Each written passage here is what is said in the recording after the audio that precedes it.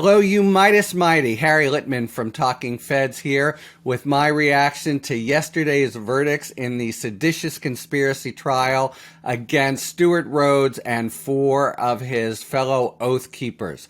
First, just a quick note on the charge itself, seditious conspiracy. It is a very daunting charge for the Department of Justice. There hasn't been a successful prosecution until yesterday.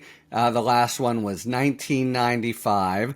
That's because it's the kind of charge that gives rise to defendants saying this is political speech.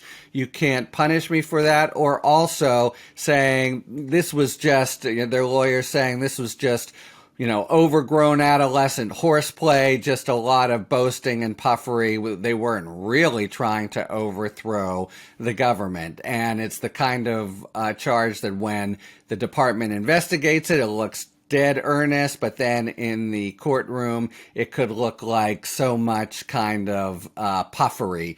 And that's what makes it very difficult. So it said a lot already that the department, on due reflection with some naysayers, decided to basically roll the dice and go all out on seditious conspiracy, which is top of the charts in the way it's punished. And just to put a fine point on it, it means that they plotted to overthrow the U.S. government or an important function of the U.S. government by violence.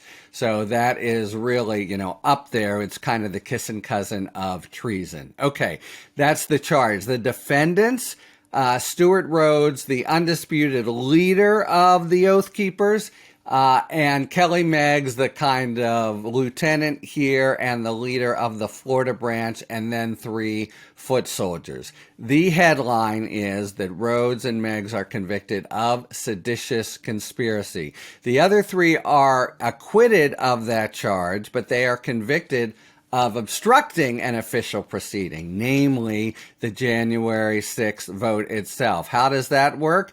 It's because Rhodes and Meggs, there's all this evidence that they plotted starting in December 2020. They try to orchestrate a plan. They agree on it, and then they do training and funding and coming to D.C. and paramilitary gear and plans to go in sort of, official marching order through and take advantage of the crowd milling about that then exploded and stormed the Capitol. In other words, they did all the planning. And that's considered more serious under the law than a just spontaneous conflagration, which the other 3 were found guilty of. It's not that they didn't participate some before, but they didn't get tagged for the actual planning that the conspiracy constituted, and that Rhodes especially had very strong evidence against, including even statements he made after saying, we should have brought our rifles, I would hang friggin' Pelosi myself, etc.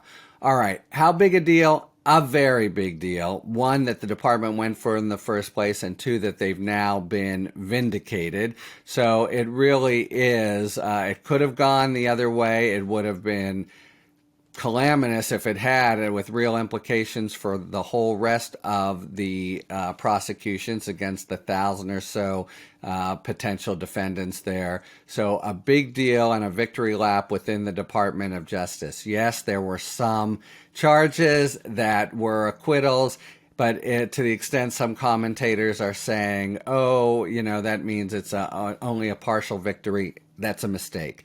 The headline item and the whole point here is the seditious conspiracy convictions. Everyone's going to get serious time, but that the department, reached high for seditious conspiracy and brought it home is the big headline.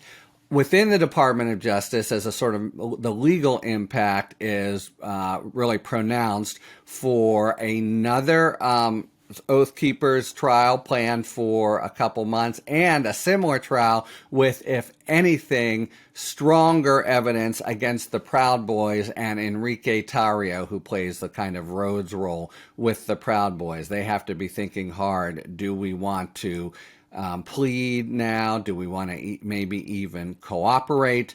because the efforts that the defendants made to say we were just, talking trash failed distinctly. And so they're looking at a freight train coming at them, as are other defendants that are sort of in the bridge role between the marauders on the ground, the Oath Keepers and Proud Boys, and Donald Trump and others. For example, Roger Stone, who's in regular touch with these guys all the way through, real implications for him. And then even from the Department of Justice's point of view, I would say it's a very portentous day with respect to Trump himself, because you establishing that there's a seditious conspiracy by the sort of marauders on the ground, you can't just, pack it in now and not go all the way through to find full complicity and guilt among anyone who had a role in what's now established as the most serious of crimes. I think, however, that the import here is even larger on a social and political and even historical level. This is the kind of trial and result that I think is going to be taught in high school history textbooks in the future. Remember, we've had this ongoing debate, still have this ongoing debate between people who see it for how the jury saw January 6th and those, many in the MAGA crowd, who want to poo-poo it, say this is all the stuff that, Democrats have drummed up, say that the January 6th committee is just political, say that it was just political protest that got out of hand, even say, as Donald Trump has, these are patriots, and if I'm made reelected to the presidency, I will pardon some of them. I think that debate hasn't been 100% conclusively resolved, but the jury system is the kind of highest civil institution we have to settle factual disputes about what happened. And this jury in particular, by the way, was plainly meticulous and thorough. They went through all the evidence and, as I've said, gave, some were found guilty, others weren't. They really assessed it in as good a way as we have.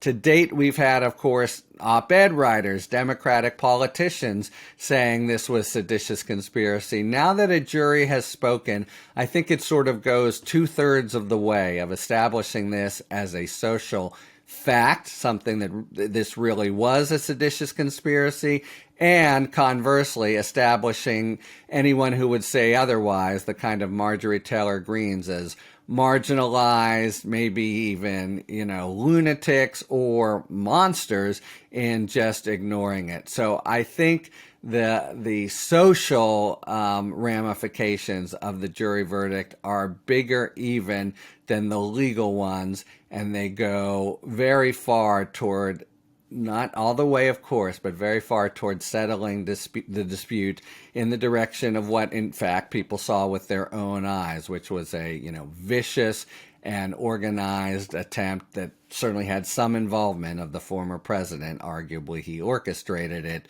to actually use violence to keep the government from doing its work, one of the most serious events in our history. So there you have it, you Meidas Mighty. Harry Litman of Talking Feds. We've got our own YouTube channel now. You can check us out. And lots more afoot. Just yesterday, a court held that Mark Meadows has to testify in Georgia, that Trump is not immune from a civil suit. So these events are happening fast and furious. And when the next big one comes, you can bet I will be here to give you, Meidas Mighty, my reactions. Until then, talk to you later. MeidasTouch is unapologetically pro-democracy, and look, we know you are too. So please make sure you check out our best-selling shirt and our best-selling gear, the unapologetically pro-democracy gear. And hey, while you're at it, make sure you check out my favorite shirt and one of our most famous designs. It wasn't rigged, you're just a loser. At store.meidastouch.com. That's store.meidastouch.com.